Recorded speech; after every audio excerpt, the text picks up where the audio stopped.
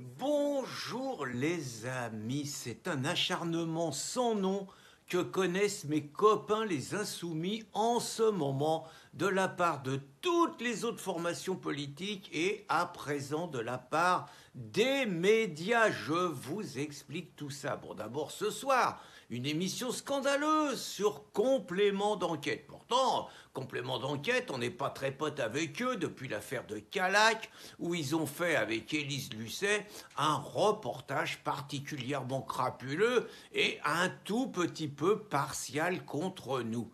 Mais surtout, là, ils s'acharnent sur l'équipe des Insoumis et sur la favorite de mon copain Rachid Méluche, donc sur Sophia Chikirou.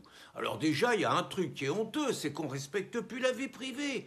Tout le monde dit que Sophia, c'est la copine à Jean-Luc. Bon, tout ça parce que quand il y a eu la perquisition, ils ont trouvé Sophia dans l'appartement à Jean-Luc. Mais bon, Jean-Luc, il loge des militants pour faciliter un petit peu leur disponibilité. Ça n'a rien à voir. Peut-être qu'elle était dans un autre dortoir, on ne sait pas. Toujours est-il que donc on a assimilé Sophia à la compagne de Jean-Luc et le reportage ce soir, alors là, il paraît qu'il est à charge, d'autant plus à charge que la malheureuse Sophia, paraît-il, va se retrouver mise en examen pour escroquerie en bande organisée. Et il y a un ensemble de témoignages contre elle qui laissent entendre qu'avec Jean-Luc, ça serait des véritables Ceausescu des insoumis qui feraient régner un régime de terreur et que finalement, ça serait un principe monarchique et que personne n'a le droit de critiquer la reine-mère, qu'elle terroriserait tout le monde, qu'elle insulterait les gens, qu'elle les mettrait minables,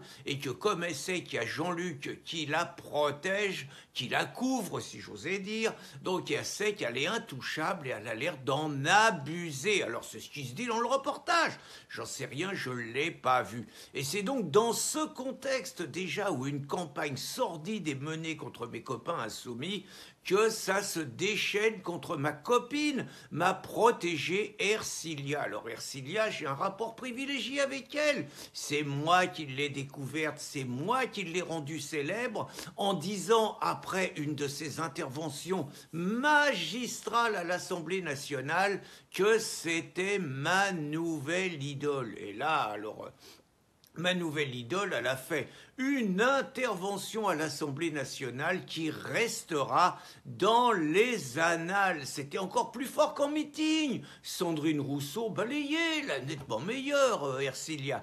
Donc elle a invectivé l'extrême droite et puis Darmanin. Elle a expliqué que la France était au bord de basculer dans la peste brune. Et comme Ercilia, c'était aussi une covidiste, qu'elle est vaccinée et tout, elle a proposé dans son intervention de vacciner de force tous les Français contre la peste brune. C'était très très fort. Et elle a accusé Darmanin d'être le complice de la peste brune. C'était avec une voix aiguë et tout. Elle a marqué tous les esprits.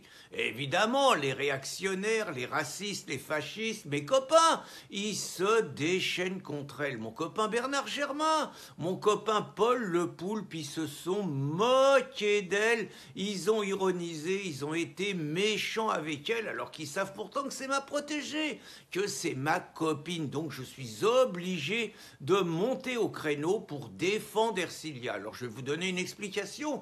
Et bon, c'est clair qu'Ercilia, elle n'a pas la lumière à tous les étages, ça c'est sûr. Mais il y a une explication et l'explication, elle est médicale et je l'ai trouvée en repensant à un film extraordinaire que je vous recommande, un film qui a au moins une vingtaine d'années, c'est Les Invasions barbares. Et Les Invasions barbares, c'est un film canadien qui succédait au déclin de l'Empire américain. En gros, le truc, c'est des universitaires, des mecs d'un haut niveau, universitaire, tout bib et tout, post-68 art, où tout le monde a couché avec tout le monde, mais avec beaucoup d'humour, avec une finesse, très franchement, j'ai adoré ces deux films et je vous les recommande. Et donc, dans Les Invasions barbares, donc, il y a une scène, c'est dommage, je ne vous l'ai pas retrouvée, elle est fabuleuse, les mecs, c'est 15 ou 20 ans après le déclin de l'Empire américain. Ils ont entre la cinquantaine et la soixantaine. Je vous raconte pas le thème du film, c'est pas l'essentiel. Mais il y a une scène absolument fabuleuse où il y a un de leurs potes qui a à peu près la soixantaine, qui est maqué avec une nana qui a à peu près 35 ans. La nana est plantureuse, elle a vraiment des poumons impressionnants. Mais il se trouve qu'elle n'est pas très maligne, voilà, elle n'est pas très futée. Et donc, évidemment, les langues de vipère que sont les copains s'interrogent sur l'attrait qu'il peut lui trouver en dehors de sa poitrine, et ils s'interrogent sur sa faible intelligence. Et donc, il y en a un qui trouve une explication.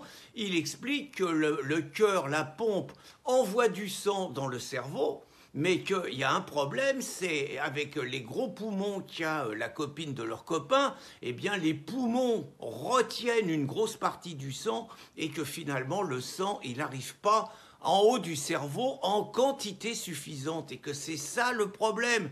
Alors j'ai fait une enquête, parce que je veux surtout pas globaliser, j'ai pas mal d'amis qui ont des fortes poitrines et c'est pas un truc général, je tiens à le préciser, je veux pas me mettre à dos mes copines, bon, donc je tiens à le préciser, j'ai été voir un toubib insoumis. Alors les insoumis, ils n'ont pas le droit de nous parler, mais le toubib, je lui ai promis que l'entretien resterait secret, donc je lui ai demandé, Ercilia, c'est quoi le problème? Et le gars, il m'a dit, l'exemple, c'est les femmes avec des fortes poitrines, si le palpitant il bat à 80 ou plus, il n'y a pas de problème, parce que la régularité et surtout la pression fait que le cerveau est irrigué normalement. Par contre, si le cœur bat à 50, et c'est le cas d'Ircilia, je l'ai appris, à 50, il y a simplement 20% du sang qui irrigue le cerveau. Et évidemment, ça laisse des lésions, ça fait des traces, ce qui explique naturellement les interventions parfois un peu désopilantes, un peu décalées, un peu hystérodingues, diront certains, un peu passionnées d'Ercilia. Donc je tenais à vous amener à tous cette précision pour que vous soyez indulgents avec elle, que vous pensiez à son handicap lors de sa prochaine intervention. Bonne journée les amis!